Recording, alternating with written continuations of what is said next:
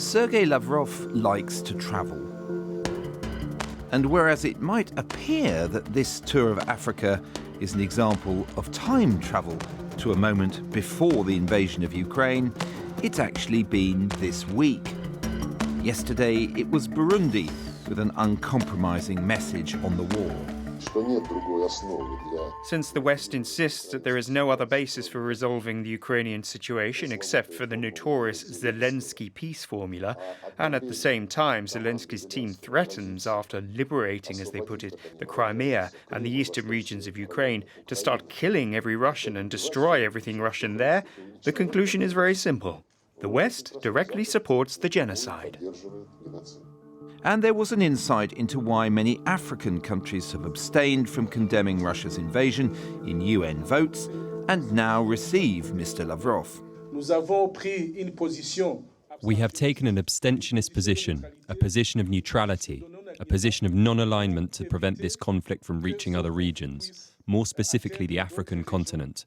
We must mitigate the impact of this conflict, of this situation in Ukraine, in particular by taking a neutral position, and this is the position of most African countries on this issue. And in South Africa, it's not just the minister getting a warm welcome. Last month, a Russian frigate docked in South Africa, a prelude to joint naval exercises with Russia and China. For those running the ANC, the long history of standing shoulder to shoulder with Russia in the anti-imperialist struggle outweighs what's happened in the past year. If it was according to the ANC, we will want President Putin to be here even tomorrow. You would? To come to our country. But you would welcome Vladimir Putin here right now? Of course we will welcome. A man who is being investigated for war crimes by the International Criminal Court. We will welcome him to come here as part and parcel of BRICS, but we know that we are constrained by the ICC in terms of doing that. Putin is a head of state. Do you think that a head of state can just be arrested anywhere? How many crimes have your country committed in Iraq?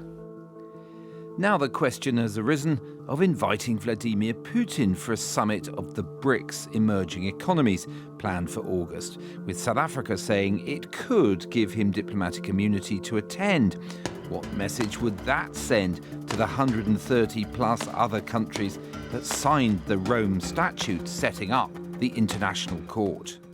The message is that South Africa would have been showing that it prefers its relationship with Mr Putin to its relationship with all the member states of the Rome Statute. But it is important to ensure that this does not become a round two of what we experienced when ICC had issues with South Africa in relation to al-Bashir. It is, everyone must try hard to avoid that to be a redux of that situation. Omar al-Bashir was the Sudanese leader previously indicted by the International Court, leading to an earlier row with South Africa. Whether or not President Putin risks a visit, South Africa already stands accused by America of sending arms to Russia on this ship, seen transiting the Bosphorus earlier this year. The opposition in South Africa suggests the ANC's position is less about being good comrades and more about cash. I happen to think that we have been supplying arms to Russia, and I believe that the nexus between the Russian money and the ANC is what lies at the heart of that. The South African opposition is now advertising its objections to the government's plans, and Western countries are too. But this summit is already revealing the gulf between many African nations and the West.